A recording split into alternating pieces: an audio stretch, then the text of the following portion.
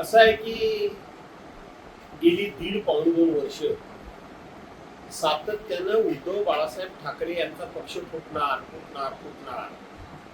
उद्धव बाळासाहेब ठाकरे यांच्या पक्षाचे खासदार हे वेगळा गट स्थापन करणार, ते अन्य कुठल्या तरी पक्षात सामील होणार, अशा प्रकारची सातत्यानं अफवांची राळ ही गेले दीड वर्ष त्या ठिकाणी उठवण्याचं काम सातत्यानं सुरू आहे.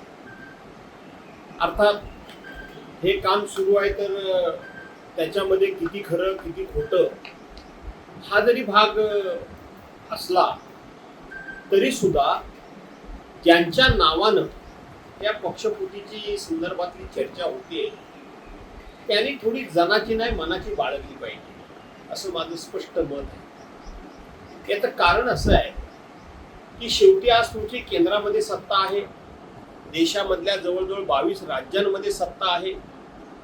एवढे तुम्ही सत्ताधीश असताना शेवटी समाजामध्ये क्रेडिबिलिटी काही नावाची एक गोष्ट असते, ती तुमची कितपत या ठिकाणी शिल्लक राहते या विषयामध्ये. आज हा पक्ष फोडणार, उद्या तो पक्ष फोडणार, परवा तो पक्ष फोडणार.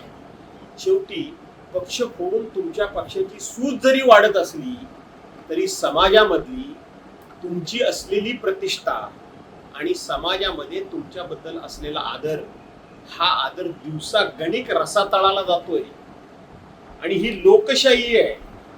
या लोकशाहीमध्ये कधी काय घडेल हे सांगता येणं कठीण आहे. आणि म्हणून ज्यांच्याबद्दल हा संशय निर्माण केला जातोय, म्हणजे ज्या पक्षांबद्दल, त्यांनी थोडी जनाची नाही मनाची बाळगावी असे माझं स्पष्ट मत आहे. सांगतो की शेवटी जे घडत आहे, जे घडणार आहे ते घडणारच आहे. त्याची फार मोठी चिंता पक्षप्रमुखांनी करू नये एवढंच फक्त आजच्या खेपेला मी सांगेन. शेवटी ये दिन भी निकल जाएंगे, हे दिवस सुद्धा निघून जातील. पण हे दिवस निघून जाण्याकरता म्हणून आपल्याला कुठे ना कुठेतरी काही कार्यक्रम हातामध्ये घ्यावा लागेल, काही निर्णय करावे लागतील, काही भूमिका त्या ठिकाणी आपल्याला ठरवावी लागेल. आणि म्हणून मी आजच्या दिवशी पक्षप्रमुखांना एवढंच सांगेन, उद्धव साहेबांना, कि डरो मत, बिल्कुल डरो मत. जो होने वाला है वो होने ही वाला है, जो हो रहा है वो हो ही रहेगा, और जो होने वाला रहेगा वो भी होता रहेगा. चिंता मत करो.